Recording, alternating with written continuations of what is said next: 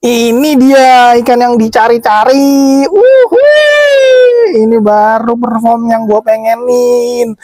Ulala, ulala, ulala. Udah jadi lur, udah jadi lur. Udah jadi lur. Blonde tuxedo koi red white ear.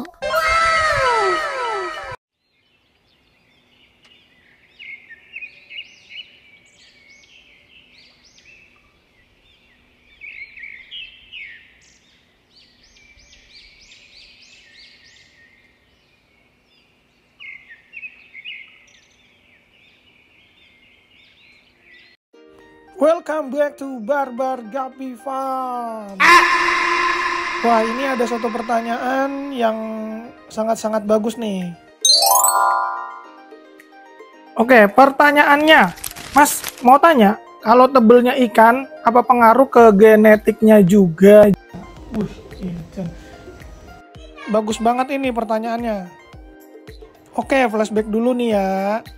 Jadi waktu dulu, gue masih fokus ikan-ikan kontes. Nah, genetik body itu termasuk salah satu faktor yang gue perhitungkan waktu zaman kontes. Ya waktu udah berapa tahun yang lalu, mungkin 5 tahun lalu ya. Nah, jadi keuntungan ikan guppy yang bodinya tebal itu nanti bisa bawa ekornya. Oke, jadi misalkan contoh AFR ya. AFR itu tipe ekor lebar.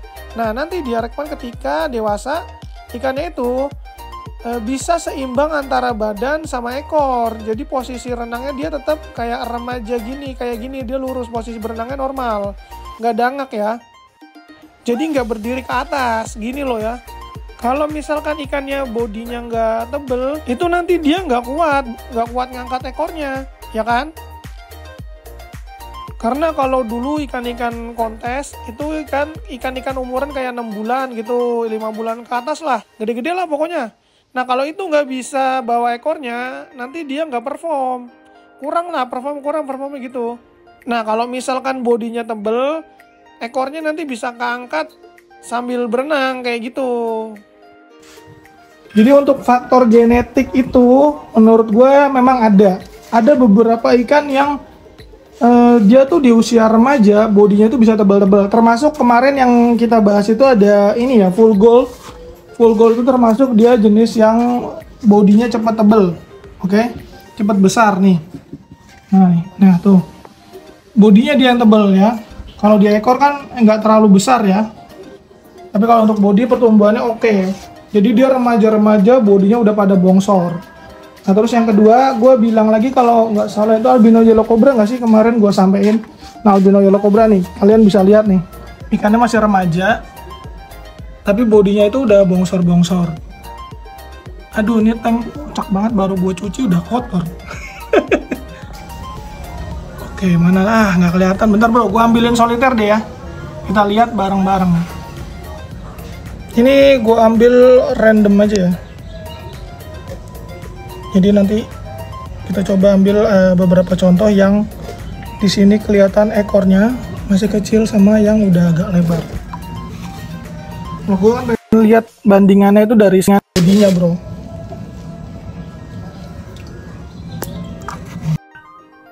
Berapa? 4 ekor ya?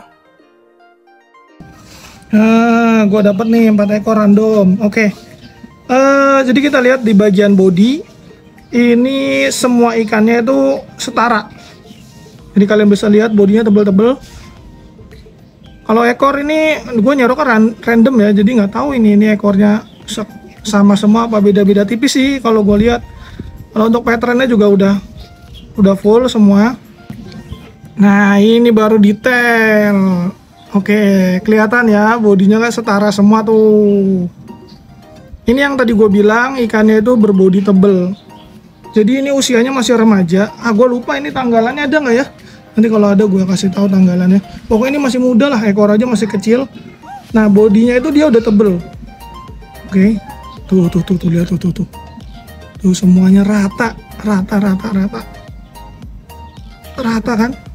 Nah ini yang gue bilang tadi genetik body. Jadi dia memang kelihatan kalau dia gen big body dari remajanya itu sudah terlihat kayak gini bro. Ya, asik banget. Jadi nanti dia ekornya itu nggak ngebanting badannya, perbandingan 1:1 itu jadi kelihatan proporsional. Oke, sekarang coba kita lihat-lihat ikan lain, oke? Nih. Ini gue serok satu peranakan ya. Ini AFR. Oke, jadi kalau kontes itu kan identiknya ekor-ekor lebar lah ya, yang dikontesin. Jadi kalau misalkan kayak tipe-tipe jenis-jenis apa ya, yang ekor-ekor kecil itu body tebel itu nggak terlalu diperhatiin. Jadi kalau yang ekornya lebar baru dia body tebel. Soalnya kalau misalkan bukan ekor lebar ya, misalkan ekor kecil gitu, nah nanti kalau bodinya kegedean kan ngebanting ya, jadinya ya ngebanting keindahan ikannya kayak gitu. Oh iya, satu lagi, jadi ada ikan itu yang penampilannya itu kayak betina, tapi sebenarnya jantan. Itu sesekali keluar ya, sesekali keluar di berbagai jenis sih. Nanti kalau ikan-ikan yang kayak gitu itu mendingan nggak usah mendingin. Gue nggak ada contohnya sih, kebetulan lagi nggak ada. Jadi itu dia tampilannya kayak si betina, tapi sebenarnya dia jantan. Gonopodiumnya atau alat kelaminnya itu bentuknya jantan. Nah itu jangan dikawin. Walaupun dia big body, kelihatannya big body. Oke, ini gue bawain contohnya albino full red. Kita bawa ke tempat terang, terus kita detailin ikan. Oke, kalau untuk albino full red ya, dia genetiknya nggak yang big body kayak tadi. Cuman nih, ini nih gue pengen bahas juga. Jadi kalau misalkan ikan kalian nggak big body, nggak tebel-tebel gitu, itu nggak usah khawatir bro. Jadi bisa dibenerin lah di peranakannya. Oh ya, nanti gue ngambil contoh yang ini deh, yang terbaru lah, kayak misalkan si Japan Blue Tail ya, yang baru gue sebar kemarin di Bokulkas itu. Nanti sama indukannya. Jadi indukannya tuh menurut gue bodinya tipis, nggak terlalu tebel. Tapi untungnya tuh di tempat gue kan ekornya tuh belum lebar banget, jadi masih bisa tumbuh ke badannya. Nah itu udah lumayan bener untuk si singa blue tail. Kemarin kan kita udah lihat sendiri indukannya kan, bodinya itu masih termasuk tipis. Sebenarnya kalau ekornya udah sebesar itu, bodinya tuh bisa tebel lagi. Nah ini kalau AFR kayak gini nih, bodinya udah hampir sama rata semua, tapi dia bukan tipe yang big body yang tebel. Cuman karena rawatan, nah dia bisa bodinya nyusul tebel. Nah ini bisa juga kalau misalkan perawatannya nggak bener, ikan ini bisa bodinya tipis lagi, bisa banget. Termasuk di tempat gue juga bisa. Kalau misalkan dia terlalu padat, terus pakannya kurang, itu bisa. Kita balikin. Sayangnya kemarin leopard mati sih ya indukannya ya. Anaknya sih udah ada yang gue pisahin, dia udah tebel-tebel bodinya di sini. Mana leopard ya? Di belakang dia. Nah ini kelihatan nih pas di depan. Ini bodinya lebih besar daripada gue dapet indukan pertama kali bro. Nah tuh udah tebel-tebel. Nah terus untuk singa blue tail, singa blue tailnya di belakang bro. Oke, kita cek. Nah nih ya. Ini bodinya termasuk tipis ini. Bahkan lebih gede si ini. Tuh, segede AFR gua yang tadi kan bodinya. Nggak terlalu besar dia. Tuh. Harusnya bisa lebih tebel lagi. Cuman ini karena waktu di tempat gua belum terlalu gede, masih ketolong lah. Jadi gitu ya. Jadi pertumbuhan dia di awal 1 bulan, 2 bulan, 3 bulan pertama itu berpengaruh nanti ke hasil finalnya. Kalau ini gue bilang hasil final ya. Jadi udah indukan, sudah lebar, sudah harus bawa ekor. Itu yang gue sebut hasil final. Nah kalau misalkan rawatan 1-3 bulan yang nggak bagus, nanti dia bermasalahnya tuh ketika dewasa. Nanti tuh nggak kuat ngangkat ekor. Jadi posisinya dangak kayak gini bro. Kayak gitu. Nah kalau kemarin ikan gua yang dibilang dangak itu ada di HB Blue. HB Blue ini HB Blue. Nah jadi HB Blue nya itu posisinya kalau nggak tahu ya kenapa kalau misalkan ikan-ikan tipe lebar kayak ini ada HB Blue, terus kemarin ada HB White. Kalau di video pakai soliter kecil ya, ekornya udah gede-gede kayak gini, dia tuh sukanya dangak. Itu juga pengaruh dari segi tempat ya. Jadi kalau dia kan istilahnya dipindah ke tempat soliter baru masih adaptasi, makanya posisinya jadinya agak dangak. Nah, kalian bisa lihat sendiri kalau misalkan dia di tempat yang lebar. Tuh, lihat berenangan normal-normal aja, nggak ada dangak ya, lurus. Jadi berenangnya itu sama kayak semua ikan sih. Kalau yang gue pelajari misalkan ikan cupang juga bagusnya itu posisinya itu kalau di cupang itu ngomong apa? Nggak nyendok ya. Ya posisinya gitulah, nggak nyendok. Sama di gapi juga sama, yang bagus itu dia lurus, proporsional, dia lurus. Terus ada lagi HB White. HB White juga sama nih, kemarin di video dangak-dangak juga nih, nyebelin banget. Tapi ya biar teman-teman tahu, jadi kalau dia dangak itu karena ya itu tempatnya, faktor tempat. Nih lihat nih teman-teman, kalau misalkan dia di tank tuh, wah tuh ekornya udah 1:1 ya. Perbandingannya itu antara badan sama ekor ya. Jadi panjang badan dia sama ekor dia sama. Tuh. Nah kalau misalkan bodinya tebel kayak gini kan dia enak bawa ekornya tuh. Dia nggak keberatan ya kan. Sama kayak inilah ya, sama kayak kita manusia gitu. Kalau misalkan tinggi badan sama berat itu proporsional, nggak terlalu kebesaran, itu dia enak kita buat jalan. Sama kayak ikan, kalau dia kan buat renang, sama aja tuh. Tuh kalian bisa lihat tuh. Ini sayang aja nih tank gue butek terus nggak ngapa ini. Padahal baru dicuci. Tapi nggak tahu deh emang kayak gitu terus tank gue. Mana lagi yang ekornya gede-gede? Ini apa? Ini PRTDE. Tuh, malu dia, malu. Ini baru gue pindah sih PRTDE, apalagi ya. Terus ini ada bluegrass, nih bluegrass nih tuh. Mana nih nggak kelihatan? Nah tuh. Tuh, sama ekornya udah apa namanya ya? Tebel, bodinya udah tebel, jadi bawa ekornya tuh enak. Wiss. Tuh,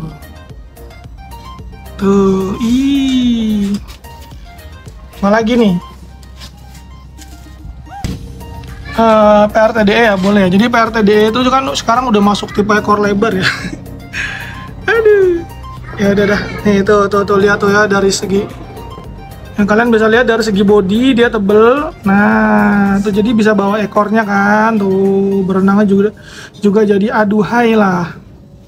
Tuh. Oke, sekarang kita bahas ke ini ya, anakannya ya. Tadi pengen gue omongin singa bluetail, tapi sekalian aja deh gue contohin beberapa ikan sekalian biar nanti kalian bisa praktekin langsung di rumah. Jadi kalau misalkan kalian dapat indukan yang bodinya tipis, ya itu jangan khawatir ya. Itu kita masih bisa untuk dibenerin. Dibenerin dalam artian kayak, karena kita kan peliharanya ikan gapi. Kita kan ikan gapi itu diusahain sampai beranak ya kan. Nah nanti anakannya bro yang dibenerin, oke? Anakannya.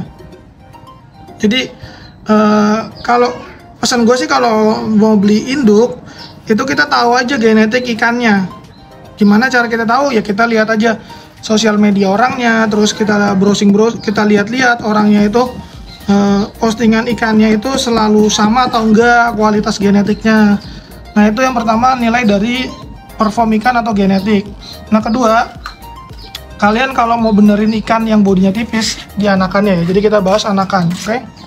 Nah di sini gue ada anakan HB White, oke? Ini anakan HB White. Nah masih ada tanggalannya. Nih 31 Maret HB White Ribbon VVIP, oke? Nah kalian benar ya, gue ambilin serokan deh. Gue serok kayaknya biar enak. Kita serok random aja. Nah, oke. Gue zoom untuk bodinya. Nah, untuk bodinya kalian bisa lihat ya, dia walaupun warnanya belum maksimal, tapi untuk body rata-rata sudah sesuai, sudah tebal-tebal tuh. Kelihatan ya. Oke.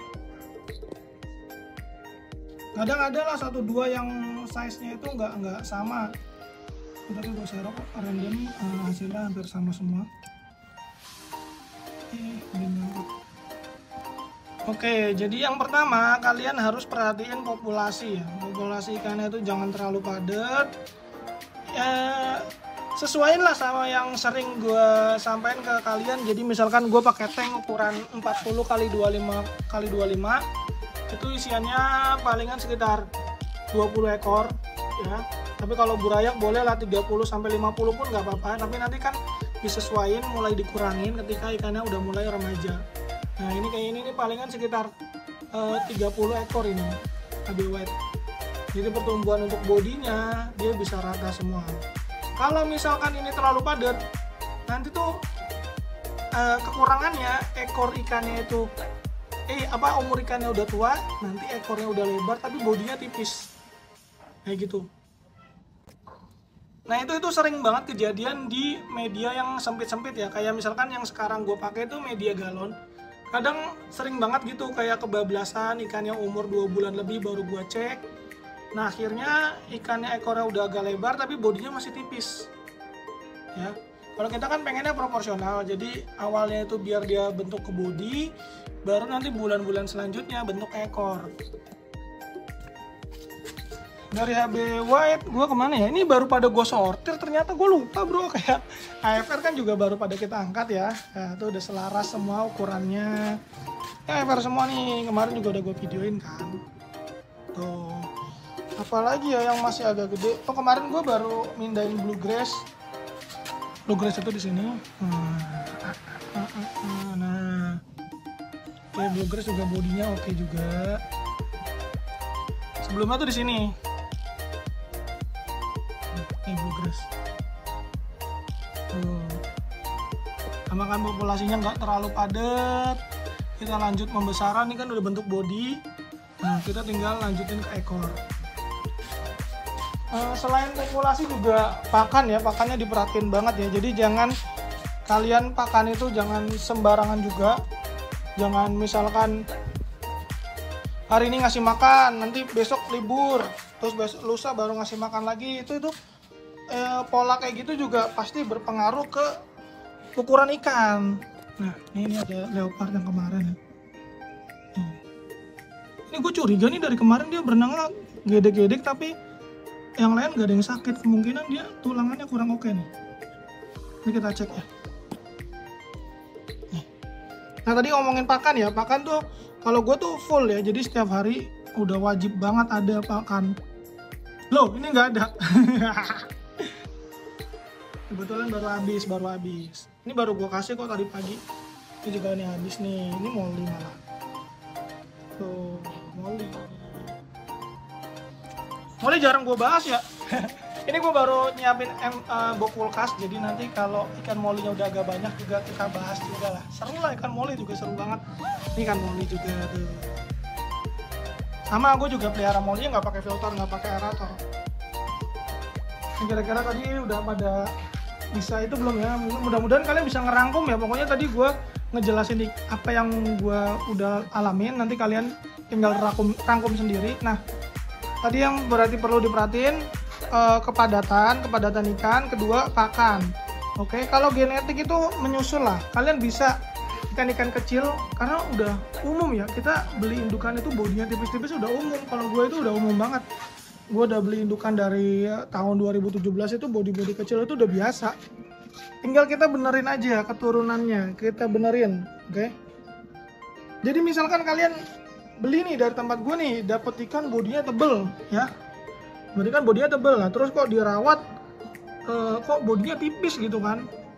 Nah itu karena tadi faktornya kalian perlu perhatiin ya, tadi kepadatannya, terus pola makannya kalian perhatiin, oke? Jadi walaupun genetik bodinya tebel, kalau cara rawatannya sembarangan, asal-asalan ya udah sama aja, ya enggak sih? Begitupun kalau kita dapatnya ikan yang kurang bagus, kita bisa bikin tebel ya. Jadi sesuai minimal bodinya dia lah, standar bodinya dia kayak gitu. Nah kalau gue sih cuman pengen pesan ke teman-teman, hati-hati kalau yang medianya pakai galon ya, untuk pembesaran di media galon. Kan banyak ya teman-teman yang media pembesarannya pakai galon. Itu harus rajin banget sortir sama nyesuaiin kapasitas ikannya. Jadi rekomendasi gue di media galon itu kalau misalkan sampai dewasa itu palingan 3-6 ekor. Itu sedikit, iya memang sedikit, karena sesuai pengalaman gue sih, supaya ikannya itu bisa maksimal tumbuhnya teman-teman. Ini bonus ya, update terakhir. Aduh, gue nggak mau bahas ini, tapi nggak apa-apa, update terakhiran. Ini Blonde Tuxedo Koi Red White Ear. Jadi ada yang telinganya keluar full red tuh, ada yang campur merah putih. Terus di sini juga ada yang bubble eye. Bubble eye itu matanya itu kayak jendol gitu loh. Coba gue zoom ya, kita lihat detailnya. Mana nih yang bubble eye? Ini nih kayaknya nih. Yang belakang sana. Ya udahlah, nggak penting juga, gue nggak fokusin ke bubble eye itu. Cuman melihat aja kayak, oh iya asik juga ya bubble eye itu. Terus telinganya warna-warnanya udah oke ya. Ini si jantan. Kita lihat betinanya deh, betinanya juga udah asik-asik banget nih. Untuk betinanya ya. Itu susah sekali. Cakep ini juga, gue dapat juga. Ini udah cakep banget, cakep banget. Oke. Kita pakai soliter aja lah ya reviewnya. 3 aja lah, nggak usah banyak-banyak. Oke, ini dia betinanya Blonde Tuxedo Koi. Agak ke atas dikit deh, cakep dia kalau ke atas. Ini malah di bawah terus nih, nggak kelihatan nih. Ribbon ya tuh. Jadi siripnya itu dia ada yang panjang, ada yang pendek tuh. Sirip renangnya tapi bening ya. Kalau untuk si betina itu dia belum bisa warna bro. Belum bisa warna. Kalau yang albino koi red ear tuh baru bisa warna. Kalau misalkan ini si betina yang warna, wih lebih cakep lagi kali ya. Gimana cara bikin warna di betina bro? Penasaran gue juga. Sesekali ada sih yang keluar, cuman nggak tebel. Cuman itu juga nggak bisa stabil sih. Cuman keluar sesekali, terus anakannya tuh nggak bisa stabil keluar itunya lagi, earnya lagi. Nah ini tampilan dari atasnya.